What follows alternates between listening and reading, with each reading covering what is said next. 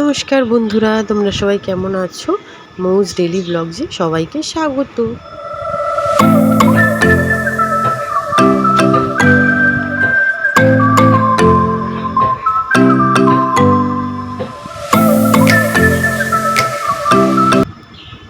তো দেখে বুঝতেই পারছো, ব্লগের যে হেডিংটা আমি দিয়েছি সেটা দেখে জামাই ষষ্ঠীর ব্লগ আমি দিচ্ছি। আজকে বুধবার, এখন বাজে সকাল 7টার মতো। তো সকালে ঘুম থেকে উঠে ঘরের টুকিটাকি কাজ সেরে আমি প্রায় রেডি হয়ে গেছি। আর এদিকে আমার দুটো মেয়েকে খাইয়ে দাইয়েও তাদেরকেও রেডি করানো হয়ে গেছে। তো এদিকে হাজব্যান্ড আমাকে শাড়ি পরতে একটু হেল্প করে দিচ্ছিল, কারণ আমি নিজে একা শাড়িটা ভালোভাবে পরতে পারি না। তো প্রায় সাজগোজ সব কমপ্লিট হয়েই গেছে। তো বেরিয়ে পড়বো এখন, কারণ এখন বাজে সকাল 8টার মতন। এখনই যে হারে রোদ উঠে গেছে, বেলায় কী হবে জানি না। তো বেশি দেরি না করে বেরিয়ে পড়লাম। তো এখন স্টেশনের দিকে চলে যাচ্ছি। তো স্টেশনে এসে কিছুক্ষণ দাঁড়িয়েছিলাম ট্রেনের অপেক্ষায়। তারপরেই ট্রেনটা এলো।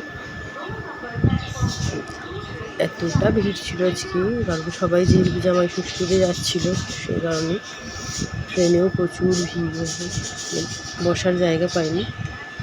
অনেকগুলো স্টেশন যাওয়ার পরে একটা সিট পেয়েছিলাম, তারপরে বসেছিলাম। আর যেহেতু প্রচুর গরম ছিল, খুবই কষ্ট হচ্ছিল। একটু তো হাওয়া আসছিল না বাইরে থেকে, যে হাওয়াটা গায়ে লাগবে ঠিক লাগবে সেটাও হয়নি। এতটা গরম, এতটা কষ্ট হচ্ছিল। তার মধ্যে ছোটো মেয়েটা ঘুমিয়ে পড়েছিল, কারণ আজকে অনেক সকাল সকাল উঠেছিল, সেই কারণে ঘুমিয়ে পড়েছে। তো আমরা চলে এলাম দেখতে দেখতে প্রায় হাওড়া স্টেশনে। ট্রেন থেকে নেমে এখন আমরা বাইরের দিকে চলে যাব। তো যাচ্ছি এখন লঞ্চ ঘাটের দিকে, যেহেতু ছোটো মেয়ে লঞ্চে ওঠেনি সেই কারণে ওকে আজকে লঞ্চ চড়াবো। তো হাজব্যান্ড ওদিকে টিকিট কাটছিল, তার মধ্যে আমি একটু ভিডিও শ্যুট করে নিচ্ছিলাম। তো টিকিটটা কেটে চলে আসার পর জাস্ট রীতিমতো দৌড়াচ্ছিলাম, কারণ টিকিটটা কেটে আস্তে আস্তেই লঞ্চটা চলে এসেছিলো। তো যা বললো যে সিট পাবে না, সেই কারণে দৌড়ে দৌড়ে এলাম। দৌড়ে এসেও সিট পাইনি, তো দাঁড়িয়ে দাঁড়িয়ে যাচ্ছি। তো অতটা অসুবিধা এখানে হয়নি। এখান থেকে জাস্ট ভিউটা দেখো, এতটা সুন্দর হাওড়া ব্রিজটা দেখা যাচ্ছিলো। তারপরে প্রথম কথা হচ্ছে গঙ্গার হাওয়াটা, এই হাওয়াটা এতটাই সুন্দর ছিল যে সব মানে গরমের যে কষ্টটা সব ভুলে গেছিলাম। চারিদিকটা এতটা ভালো লাগছিল যে বলার বাইরে। সবাই ভিডিও করছিল, আমারও খুব ইচ্ছা করছিল কি আমি ধারে গিয়ে ভিডিওটা করব, কিন্তু সেটা হয়ে উঠছিল না। কারণ ফার্স্টে অনেক লোক যেহেতু দাঁড়িয়েছিল সেই কারণে হচ্ছিল না। তার কিছুক্ষণ পর যখন দেখলাম সবাই সাইড হয়ে গেছে, সেই ফাঁকে আমি ওই ধারে গিয়ে ভিডিওটা তুলছিলাম। দেখতেই পাচ্ছো চারিদিকের পরিবেশটা এতটা সুন্দর, এতটা ভালো লাগছে। গাছ, চারিদিকে গাছ কত।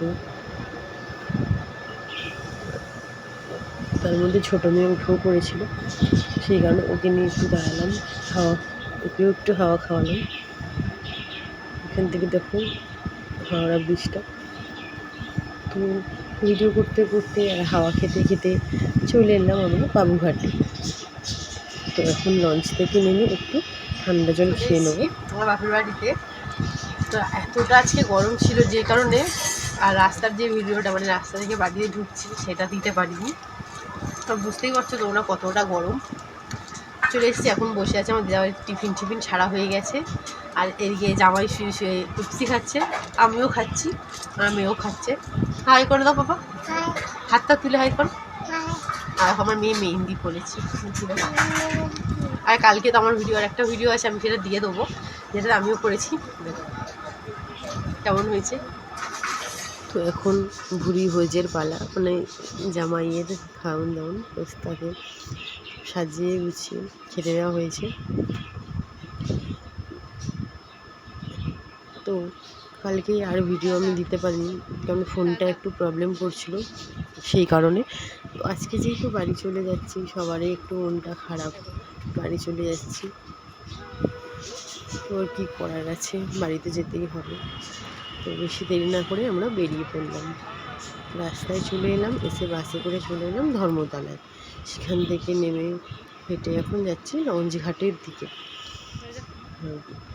এখানকার পরিবেশটা এতটা সুন্দর, গরম তো আছেই, তারপরে এখানে যেহেতু এতটা গাছপালা আছে সেই জন্য খুব ভালো লাগছিলো চারিদিকটা। তো আজকেও সেম হয়েছে, আমরা টিকিট কেটে আস্তে আস্তে লঞ্চটা চলে এসেছিলো, সেই জন্য আজকেও আবার দৌড়াতে হয়েছে। তো এদিকে হাজব্যান্ড বলছে যে ফোনটা রেখে তাড়াতাড়ি চলো, বলছি হ্যাঁ চলো, যাচ্ছি তো একটু ভিডিওটা না করলে হয়, তো সেই কারণে ভিডিও করতে করতেই আমি যাচ্ছিলাম।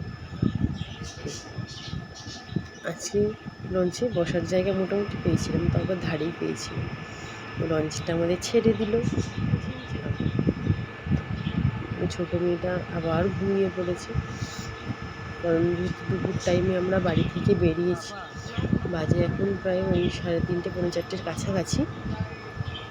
তো এই টাইমটাতে ও ঘুমায়, তো বাইরে বেরিয়েছি, গরমে কষ্ট হচ্ছে কিন্তু ঘুমিয়ে পড়েছি, কী করা যেতে পারে। আর এখন ওয়েদারটা এতটাই সুন্দর আর চারিদিকের পরিবেশটাও খুব ভালো লাগছে।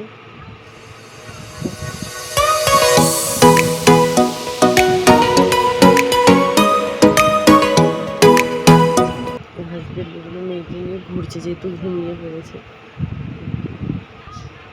আমি বসে এখন ভিডিওটা শ্যুট করছিলাম, এতটা ভালো লাগছিল।